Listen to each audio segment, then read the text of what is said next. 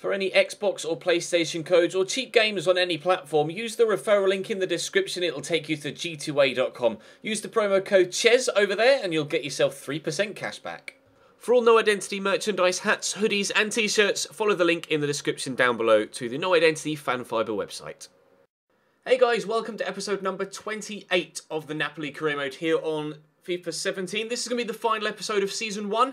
We'll have the traditional season roundup and then we'll move into Season 2 in the next episode.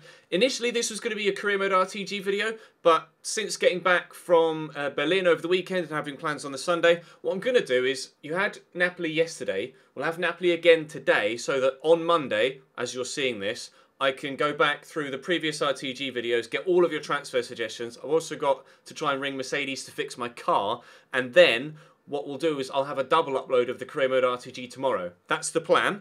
And so you have kind of an episode of Napoli yesterday and today, and then a double episode of RTG tomorrow, and then probably an RTG episode on Wednesday as well, and then we'll be back into the full schedule. So it gives me a chance to spend a little bit of time getting your transfer suggestions from the transfer window in the Cambridge series and be able to implement them in the window, and also perhaps it gives me the chance to have a little bit extra time to take in your suggestions for the start of Season 2 in this series, and we take that from there onwards. So it actually might work out a little bit better. So that's what we're going to do. Obviously, drop the video a like if you enjoy. Subscribe to the channel too. Let me know how you think we did in this first season at Napoli once you've seen the season roundup, etc. What we do, if you're newer to the channel, at the end of every year, we have a look at the competitions that I was involved in. We have a look at the larger competitions around Europe and obviously the European competitions too, and have a final squad report and kind of have a little bit of a thought about what we want to do next season. And then in episode 1 of Season 2, we'll have a look at the new budget, what the board expect from us, and then take it from there. So we'll start with having a look at what we were involved in this year. Of course, in Serie A, we were able to squeak into 3rd place, very narrowly missing out on 2nd. I believe that puts us in the qualification rounds of the Champions League for next year. It might put us straight in the groups, but I think only 1st and 2nd qualify for the group stage. We'll find out, of course, once we get into season number 2. But in the top 3 in the Champions League in some form next season, which was the main aim at the beginning of the year. Juventus win the league by a full 10 points. Obviously the team to beat in next season domestically. We were, of course, able to beat them this season in one very important game, one that you saw yesterday, and we'll have a look at that momentarily. Crotone, Atalanta and Palermo have been relegated, unfortunately for them. Roma and Inter Milan will be in the Europa League next season. So we're disappointing for Roma not to be in the Champions League next year, but we won the Coppa Italia, of course, yesterday by 2-1. Delighted with that. Our first silverware here at Napoli, competitive silverware. Of course, we won the pre-season tournament on penalties over Adelaide United. And Juventus had the opportunity to do the treble, lost in the final to us in the Coppa Italia, and as you can see, lost very heavily to Bayern Munich in the final of the Champions League by 4-0. Massive scoreline. Bayern dominating there. And it was an Italian team that won in the Europa League, though. Fiorentina by 3-2 over West Ham. Wouldn't have expected either of those sides to reach the final of that competition, to be completely honest, but fair play to West Ham for getting to the final. They just weren't, unfortunately for them, able to win it. We'll have a quick look at the other bigger leagues around Europe, see who we might be facing potentially in the Champions League next year. In England, Manchester City won the league by 3 points ahead of Spurs, then Chelsea in 4th, Arsenal only in 8th, Everton 5th, Liverpool 6th, West Ham in 7th. Clearly having a good season, West Ham. Final of the Europa League and 7th place in the Premier League. Stoke City relegated alongside Bournemouth and Burnley. Crystal Palace survive by just 2 points and Hull by 3. Really surprised to see Stoke down there, to be completely honest. Didn't expect that at all.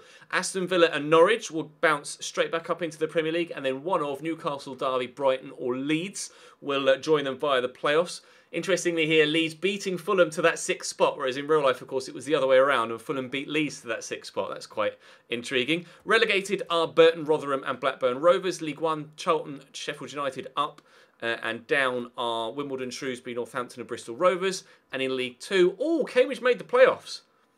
Doncaster, Portsmouth and Notts County promoted. It was Doncaster, Portsmouth and Plymouth Argyle who finished 10th that got promoted in real life. Blackpool did finish in the playoffs IRL. Wickham just missed out. But Cambridge, they're in 5th. If Cambridge got promoted in this series, that'd be superb. I'd love that. Nice win Ligue 1. PSG only 3rd. That's a turn up for the books. Nice had a very good season in real life, but not that good. Surprising to see that. Germany, no shocks there though. Bayern Munich winning by 5 points ahead of Dortmund, Wolfsburg and Schalke. Leverkusen 5th. Leverkusen finished 12th in real life in the Bundesliga this year. What on earth happened to them? Italy, obviously, we know. We've looked through. Actually, let's have a look at Serie B and see who's going to be joining us. It will be Hellas Verona, Carpi, and then either Salerno. Actually, I don't know how the third... Is there a playoff? I've got a funny feeling there's a playoff with the third relegation spot. I know there is a playoff in Germany, but I don't know what the situation is in Italy. Is it 3 up, 3 down, or is it 2 down and then a playoff? I'm not sure. I'd have to Google it, to be honest. I'm sure someone in the comments can let me know. There are a number of you from Italy that watch. Ajax win the Eredivisie. In Portugal, it's Sporting. Russia, Spartak Moscow. No surprise. Oh, surprising how close it was, but no surprise that Celtic won the league by a point ahead of Rangers. Pushed them very close. Barcelona win in La Liga. Real Madrid second. Atleti only down in 4th with Sevilla up in 3rd. Villarreal and Athletic Bilbao Valencia down in 7th. Interesting. Right, let's have, actually, let's see what the board, actually, 84 is probably the highest I've had a board objective for a while, to be completely honest. The main objectives were £68 million in shirt sales. We did that very early on. The youth thing we failed at, obviously, they wanted us to reach the semi-final of the Coppa Nazionale, and we won it. It was a brand exposure. Financially, no objectives. Domestic success. Obviously, we've seen the Coppa Italia one. Finish in Champions League place. We did that. And then the long-term goal is to win Serie A. We have just next season to achieve that goal, and I would very much like to do so. And they want us to reach the quarterfinals of the Champions League, and we did that too. So really pleased with that. I think it's probably the most successful season with regards managerial objectives and overall manager rating that I've had on FIFA 17 so far. I think. I've had a number of seasons, of course, across various series, but I think 84 is the highest that I've ever ended a season on. So quite pleased with that, actually. We'll have a look at the quick squad report. Actually, there's one thing I need to show you before we jump into the squad report, and it's quite depressing, actually. So we go into the inbox, and I'll show you the archive. Kalidou Koulibaly has torn his ACL, and he's out for 7 months. He will be out until January next season. Great. So that is going to throw our transfer plans for the summer up in the air. Because I was thinking about bringing in a centre-back anyway to replace the loanee Maksimovic, who will go back to Atalanta. But Koulibaly's out now for a long time. Oh, it's really disappointing. Actually, no, I won't sort by position. Let's just go in and just have it sorted by the original squad rating. When I start Season 2, we'll have a look at squad positions so we can go through in more detail with regards to different positions and where to strengthen. But Pepe Reina, he'll probably be sold in the summer. 17 clean sheets in 48 games. Declining, his kicking has gone down by 10. To be fair, the rest of his stats, goalkeeping stats, other than reactions, have actually stayed the same. But I will be moving him on. Elsed Husay is up 2 to 81 rated overall. Great growth from him. 1 assist, 17 clean sheets in 41. Koulibaly, rock solid. My favourite defender here at Napoli.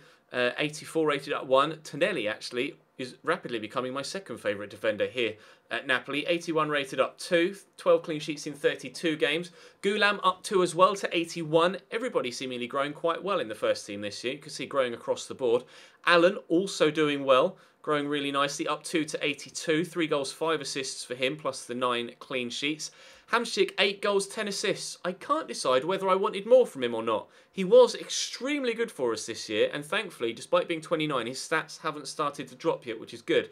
Jorginho is up 3 to 84. He's been a revelation this year. 11 assists, 4 goals. Very pleased with him. Very, very pleased with him. Lucas came in and has done really well. Also grown up 1. We paid 25. He's now valued at 31.5. 4 goals, 3 assists in 13 Serie A games. Brilliant. Absolutely superb. Fantastic. Much better than Jose Callejon was doing for us. Belotti's stats speak for themselves, don't they? 19 goals in 20 Serie A games. I do need to check top goal scorers, etc. I'll do that. Remind me. Oh, remind me. You can't remind me. This has been recorded, not live. I thought for a minute I was drifting into Twitch live stream. I was like, remind me in the chat. 22 goals in 28 games in all competitions. Brilliant. I just wish he'd been fit for the full season. But growing overall as well, and individually everywhere. Most importantly, physically as well. So he's getting quicker and stronger, and That's what he needs to do. His finishing is already deadly. Dries Mertens down 1. He's insecure, apparently. Doubting his abilities. I mean, 20 goals and 10 assists in 45 games. Don't know why you would doubt his abilities. He's staying at the club. I'm not selling him. Lorenzo Insigne is actually up 2 now. He's 86 rated. Last time I saw him, he was only 85. He got 2 goals, 7 assists. And a lot of those actually were substitute appearances. But being 86 rated now, he might start to see a little bit more first-team football next year. Really pleased with the growth of Marco Rog. He's probably going to be my homegrown, well not homegrown, but internal Hamsik replacement, to be completely honest. If he can continue to grow. 4 goals, 1 assist in 25 games. Number of those substitute appearances as well. 79 rated at 21 years of age. Good promise there. Maksimovic, as we mentioned, he's on loan here from Atalanta. Oh, not Atalanta, it's Torino. I apologise. From Torino. I might look to bring him in permanently, but there are probably better options out there, although 82 rated at 25 is pretty decent.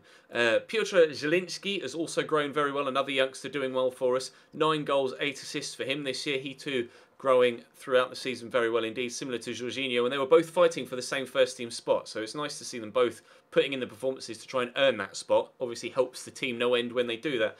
Arkadisha Milik, I don't know what to make of him. Got 10 goals in 28 games, 5 in 19 in Serie A. Very effective in the Champions League, however. Did get 7 assists, though, to be fair, so his link-up play is good. His physicals are growing, though.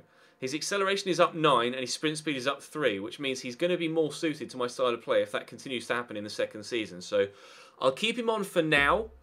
And if his physicals don't continue to grow during Season 2, we might sell him in January. But I think we'll stick with Belotti and Milik as my 2 strikers for now. Crati up 1 to 79. He's been very, very good. Obviously, not all of those goals or assists were for me. They were for his previous team, Bologna.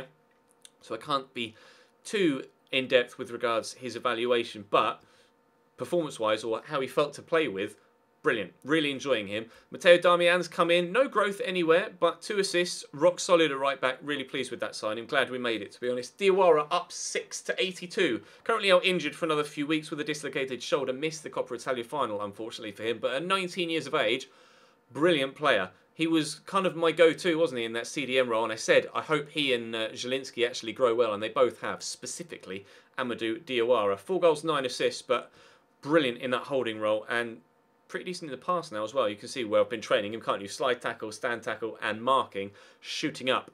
Pulisic came in from Dortmund and alright. His pace off the bench is game-changing, shall we say. Crossing up 19, long passing up 21. You can tell where I've been growing his stats as well, can't you? Dragowski, I forgot how to pronounce his first name. That's why I kind of almost went for it there, but I don't want to offend any Polish people. Up 4, he's on loan for 2 years. He's on loan for 2 years, so we'll keep him at the club, but I will want to replace Pepe Reina as my first-team goalkeeper next season. Johnny's come in and been very good, actually, Johnny Castro from Celta Vigo. Really impressed with him. No assists or goals in any of his games, but very, very solid. Really enjoying using him. Vlad Širić has barely played for me this year, but got a very important goal. A very important goal in Serie A. Raul Albiol, surprised his stats haven't started to drop. Pleased they haven't, though, because that means he can still play a part next season. Maggio, he's not worth selling, valued that much, so I'm just going to keep him, and again, he'll just be used as a bit part player. And then we have a few loanees that are out and will come back and will actually sell on to try and raise some funds. Players like Jonathan de Guzman and Zuniga. A couple, actually 3, I think, of these youngsters are running out of contract. I think Nahore is one of them.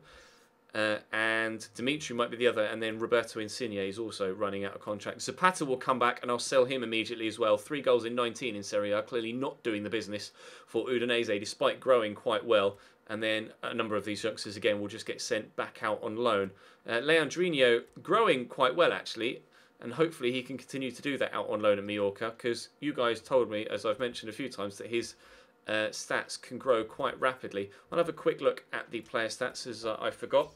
Golden Boot rather emphatically goes to Paulo Dybala, 26 goals for him, 7 clear of our own Belotti, and Gerard Deulofeu actually getting 18 goals. Interesting, and Eva Banega, another midfielder, getting 15 as well, with Edin Dzeko there, Mejrini of Kiev Verona, who had a very good season, getting 15 as well.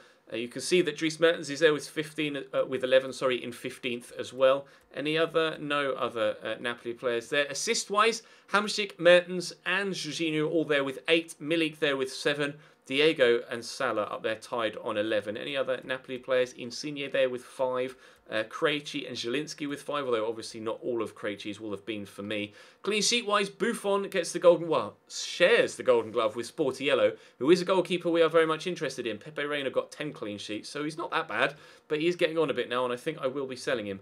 But that's going to bring today's episode to a close. Like I say, thank you very much for watching and showing your support throughout season number 1 here at Napoli. Hopefully next season can be even more successful. We'll try and go further in the Champions League.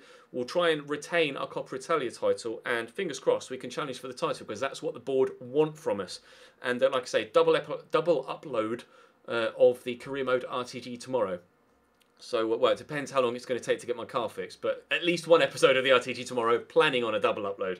We'll see how time goes. But for now, thank you very much for watching. Drop the video a like if you enjoyed, subscribe to the channel if you haven't, and I'll see you next time.